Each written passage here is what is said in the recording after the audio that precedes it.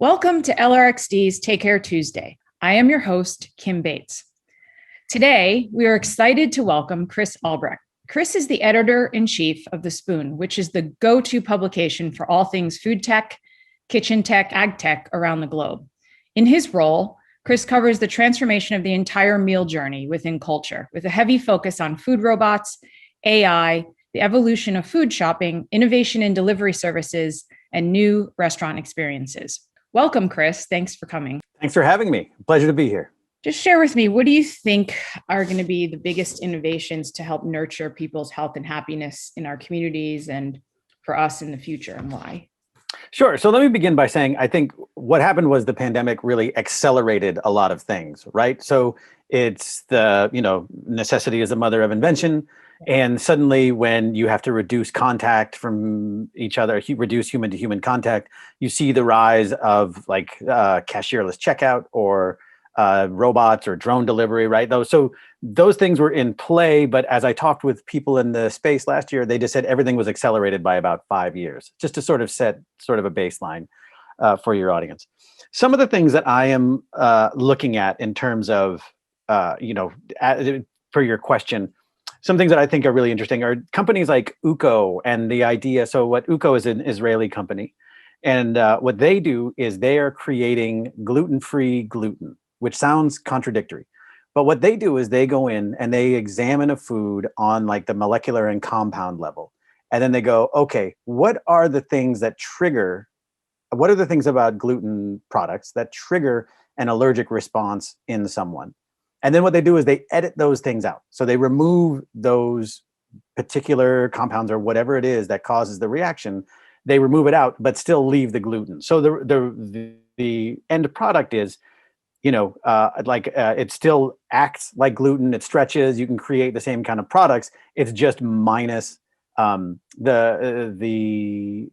triggers that would cause an allergic reaction. So what this does is this means that people with gluten intolerance or other kinds of allergies can enjoy the same products as everyone else. They don't have to suffer with crumbly cupcakes or really dry bread or whatever.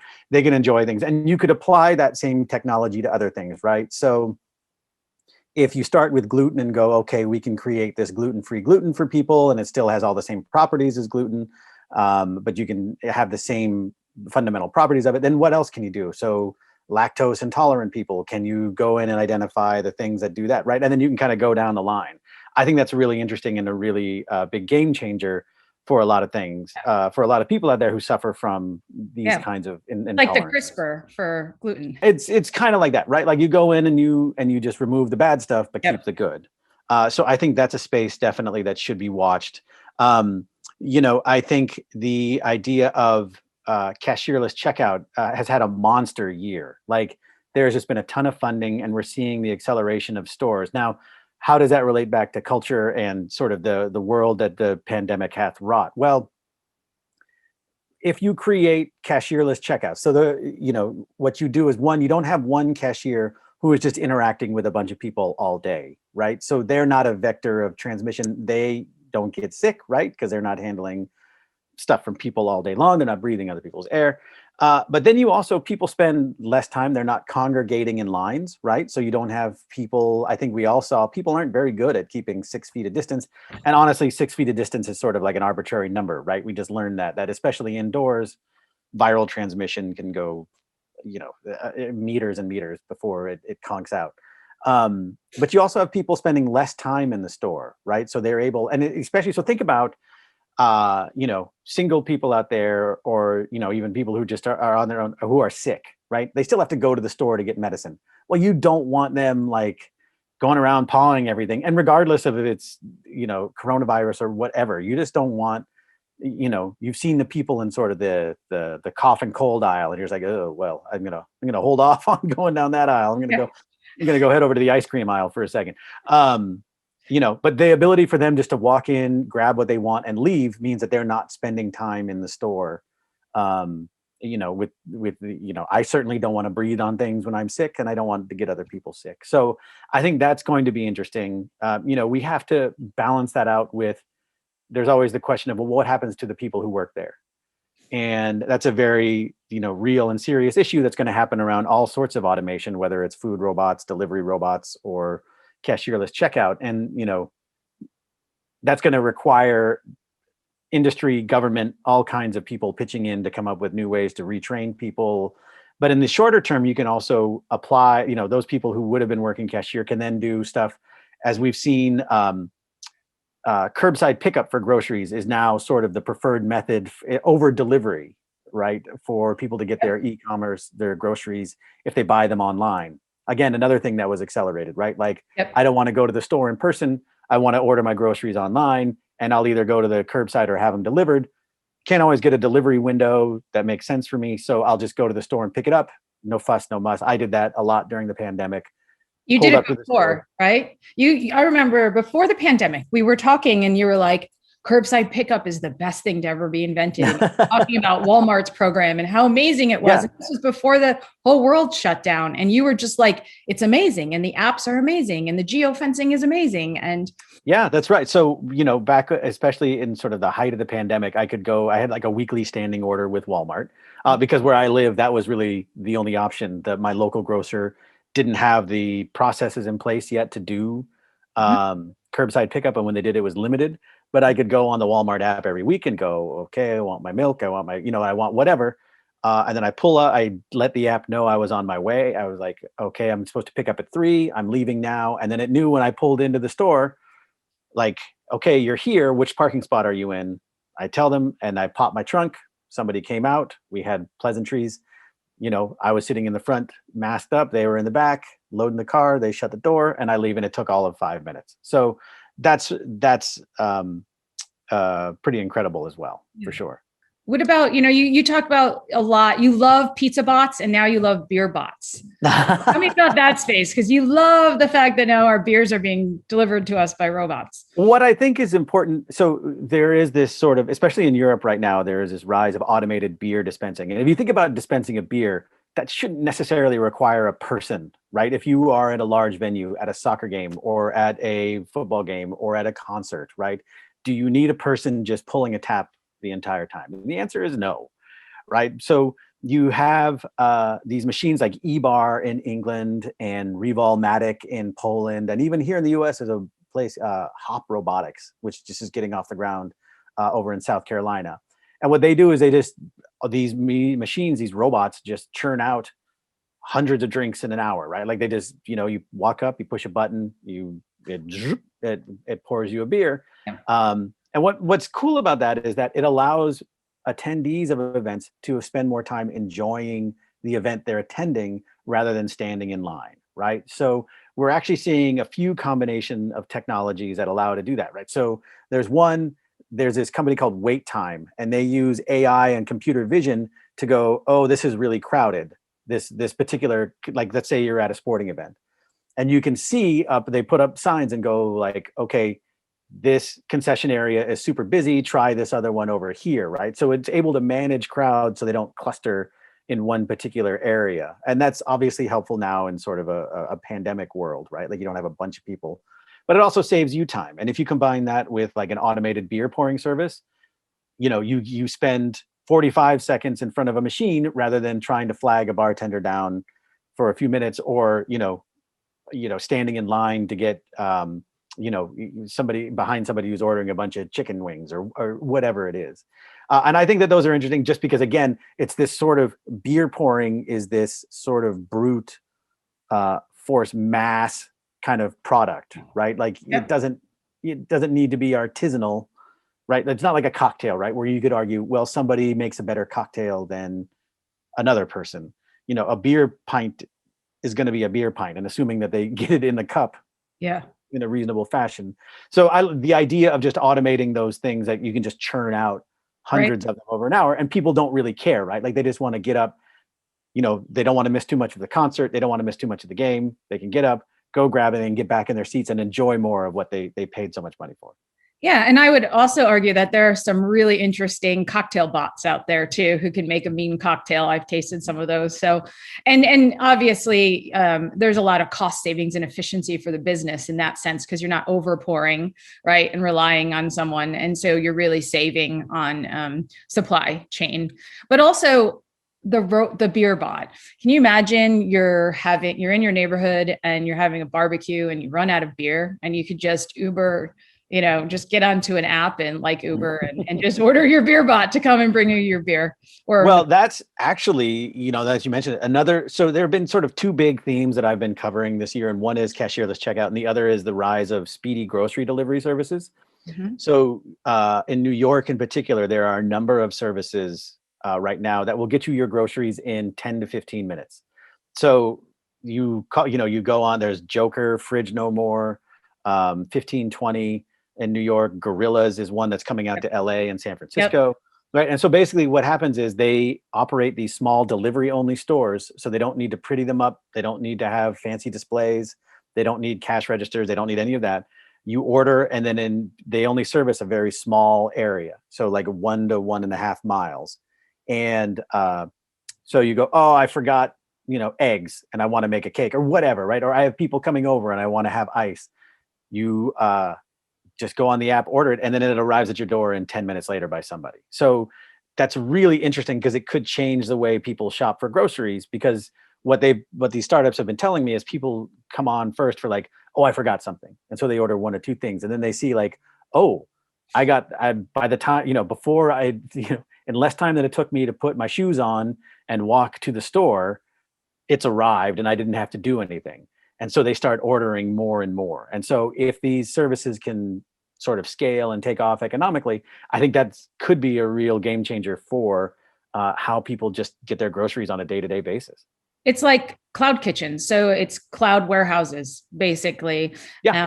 Right. And, why 10 minutes? Are they trying to beat Amazon's 2 hours? I mean, who picked 10 minutes? How did 10 minutes come about?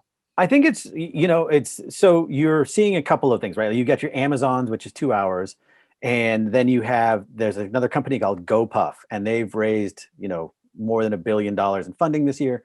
And they are like down to a half hour, right? And they operate these stores. And then you see these others, these are meant to be hyper local stores. So what they can do is they set up in a neighborhood and they can tailor their inventory to that particular neighborhood. So if one neighborhood has a lot of families, then they can stock more things like milk and, baby food or whatever, right? But if you're in a different part where it's mostly single people or no kids, then you can have different, maybe more artisanal bakery stuff or whatever, right? But the point is that it can be tailored to that audience, to their delivery radius. No, that's really interesting because I wrote an article recently about the future of purpose-driven marketing, and it's going to happen at the edge through edge technology. And this is exactly the beginning of that movement where you can literally target a neighborhood in need. And say it's a neighborhood that doesn't have access to really, really healthy food or fresh food, right?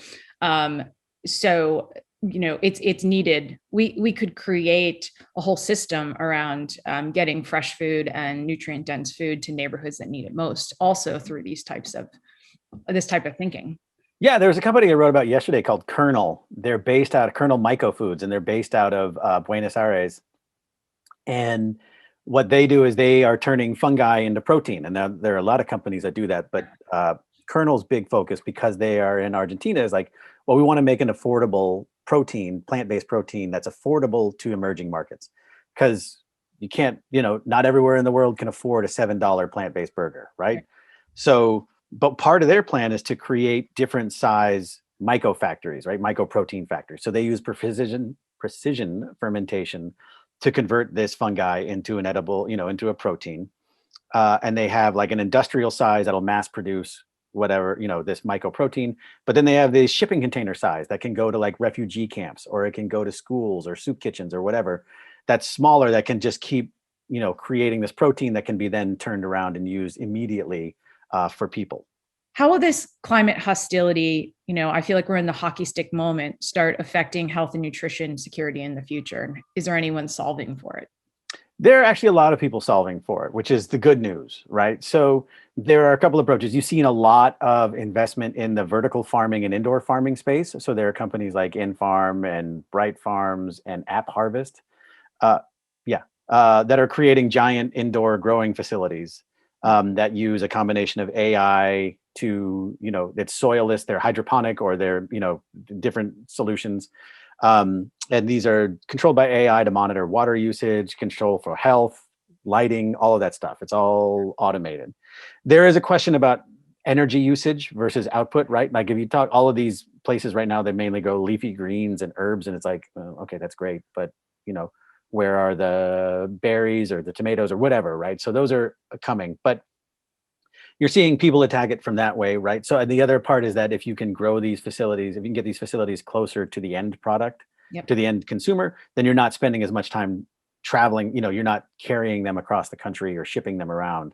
You can build these facilities literally in the back of a grocery store or in a grocery store where they can grow their own leafy greens. I think InFarm does that. And then you also have companies on the ag side. So there's companies that are sort of adjusting to the harsh climate conditions, right? Like Burrow and Future Acres that are creating robots that are meant to lug around things so people don't have to work in 100+ degree weather, Yeah. lugging around crops. That's really beneficial, or just hauling equipment around. But then you also have a lot of precision ag companies who are, taking Arable that makes water sensors, and there's another company in Israel that I can't remember off the top of my head.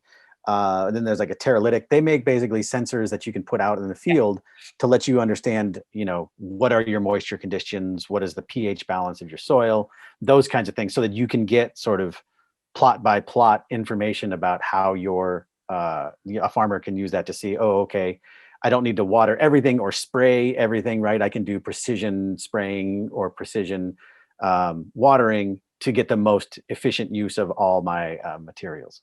Right. And also where like micro fertilization, literally micro fertilization. So you don't have to fertilize everything and harm the environment. It's like only where it needs to go and when. There's a company in England called Small Robot that's making a zapper for, like, it'll go through and zap weeds instead of spraying them. So It's just a robot that can identify weeds, and then it just runs a shock into them instead of spraying them. How do we protect our soil-based food? I think there's a lot of that. You get in with the sensors, right? So, and then satellite imagery or drone imagery that helps you identify sort of illnesses that are happening among your crops earlier. But also just there's more data available than ever. You're not relying on sort of an intuition, like, you are actually looking at like this is happening. These are the micro, because for and I'm not a farmer, so I'm not trying to pretend to be one, but as I've talked to these companies, there is the climate that we deal with, but for plants, there's also a microclimate closer to the soil where they are, right? And so being able to monitor sort of the radiant temperature, the moisture levels, all of those things that are happening closer to the ground is also beneficial for a farmer, because it just gives them more information about what's actually happening where the food is growing. What technologies, because you cover all of the investments that are going on in the space, what technologies would you start investing in now to create a more personalized and frictionless customer experience in the future? So I would be looking at things like computer vision, machine learning, and AI, just because those technologies can be applicable across a wide range of people's business cases. So if you think just on a sort of tactile level, cashierless checkout uses computer vision and AI to understand what products are being picked up on the shelves and kept and carried out. But then you have deeper uses like Spoonshot, which is using AI to develop novel flavor pairings. So they have a whole system online where you can go like, oh, I'm using coffee. What's something that I could pair with coffee to create new ingredients? And then it'll go through and say, well, you can use all of these flavors should pair well. And then it'll give you a novelty score. Like, chocolate is probably pretty common. Like, it'll taste good, but a lot of people are doing it. But there might be something like, and I'm just making this up, like tomatoes, right? Like it could, because it analyzes sort of menu data, as well as the food science of it all, it'll come back going like, a lot of we think tomato and coffee will taste good, and it's novel. There aren't a lot of people who are doing it. So That's interesting. And then also just even deeper, there's a company called Climax Foods out of San Francisco, and they're literally turning data into cheese. So what they do is they go, okay, we're running these different compounds through our neural networks, and we think if we use this much of this ingredient and this much of this ingredient, we'll get a plant-based cheese that tastes like this. And if we adjust this, that'll adjust the texture or the melting point or the flavor in this particular way. But that's all being done sort of through AI and this idea of computational biology is another area application of AI where you can run models through the AI without having to go into a lab and do it, right? So Bright Seed is discovering heretofore unknown phytonutrients within plants through AI, right? So they'll go through, and for Danone, they're using, Danone has the Silk brand. And so, one, it's plant-based, so that might be one thing, but if they can uncover other things that soy can do, right? We think soy, so they came up like initial findings said they believe black pepper can help with fatty liver issues, right? And so they ran through their models and said, hey, we think we see these components in black pepper can help with fatty liver disease. And then now they can go through and sort of test that, right? And once that's proven out, then whoever makes black pepper can then label their product with like, hey, black pepper is shown to reduce fatty liver disease, right? So AI and computer vision and machine learning is an area where I would probably focus. We're humans. We want our food to taste fresh and delicious. And as we make all of this cell-based meat and alternative proteins, it still has to taste great. Yeah, for sure. Like that's, and for things like cell-based meat, there is definitely, or even just as with a plant-based meat, right? Like there's that uncanny valley where as it gets closer to replicating the real thing, the bigger any sort of flaw we notice a lot more, right? So if someone hands us a black bean burger, we're like, well, I know this isn't a burger, so I'm going to eat it. I may not enjoy it, but like I'm going to eat it. But if you hand me an Impossible Burger that looks like a burger, then if I am more of a meat eater, I'm going to be like, well, I can taste the difference, right? Like those subtle differences become sort of bigger. It all comes down to sort of, to your point, like we're going to have to make trade-offs at some point. And this whole cell-based meat space, which we didn't even get into, is really exciting right now. There's a lot happening there. And you'll see more happening. And, that's just kind of waiting regulatory approvals at different places around the world right now. Well, great. I just really wanted to thank you for all of this inspirational information today. I always love talking to you. You're full of just exciting new ideas, and I really appreciate it. Well, this has been great. Thank you so much for including me.